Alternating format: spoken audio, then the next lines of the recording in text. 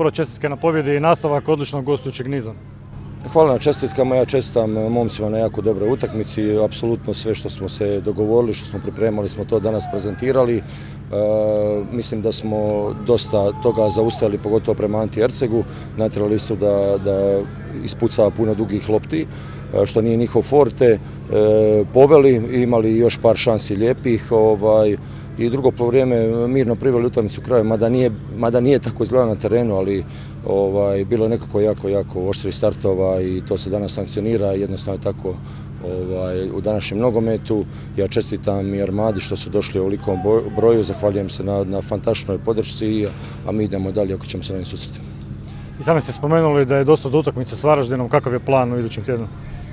Pa plan je, mislim da ćemo se u ponedjeljak tamo negdje okupiti, imamo 10 dana do utakmice, tako dobro ćemo se odmoriti, mogu se dobiti vikend slobodan, da malo odu i kući, bili su u jednom drilu sad zadnjih 2 tjedna i ništa, analizirati Varaždin kao što već i jesmo i pripremiti se najbolje za tu utakmicu.